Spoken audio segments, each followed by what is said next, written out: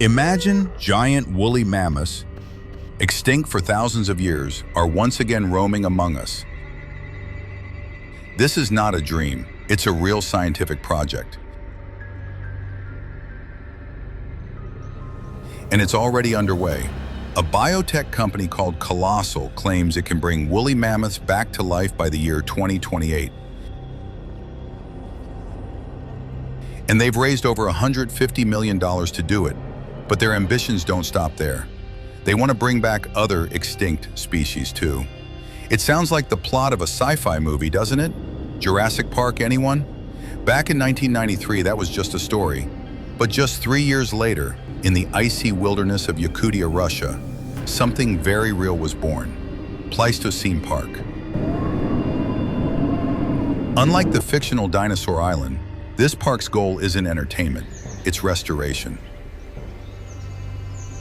Scientists there are trying to rebuild an ancient Ice Age ecosystem. They've brought in horses, deer, yaks, even American bison, to recreate the conditions that once allowed mammoths to thrive. But this time, they're asking a much bigger question. Can we bring back the actual mammoths?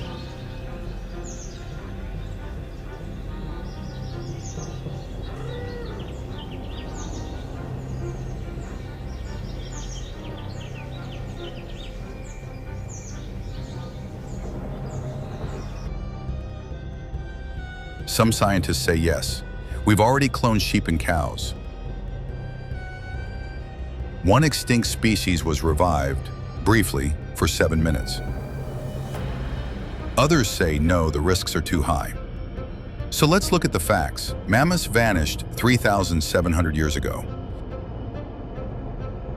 At that time, the pyramids of Egypt were already standing. Did humans cause their extinction? Partly.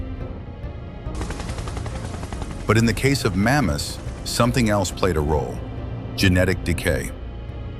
The last population, isolated on a remote Arctic island, had broken DNA, mutated genes.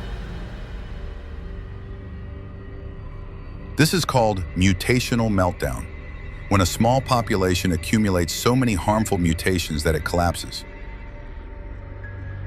But today, modern science may have the tools to reverse it.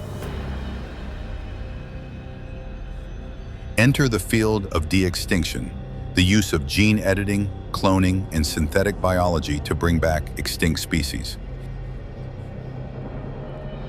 It's led by researchers like Beth Shapiro, who literally wrote the book on it, How to Clone a Mammoth. With modern tools like CRISPR-Cas9, scientists can now cut and edit DNA like we cut and paste words in a document. And here's something wild.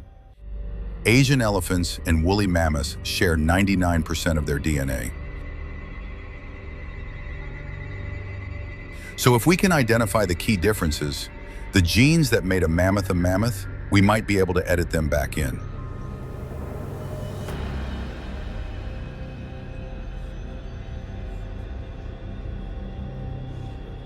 Genes for thick fur, fat storage, cold-resistant blood.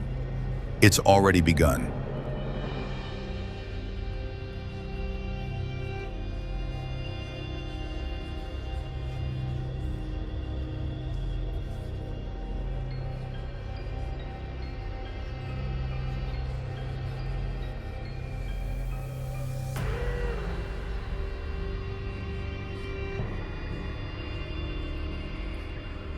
At Harvard University, a team led by geneticist George Church edited 14 mammoth genes into living elephant cells. And it worked. They didn't create a whole animal, not yet, but they created the first mammoth-like living cells in a lab. The next step? Use those cells to create a real embryo and possibly grow it inside a surrogate elephant. But this process is incredibly complex. Elephants have a 22-month pregnancy. The challenges aren't just genetic, they're logistical, biological, and ethical. So, who's paying for all this?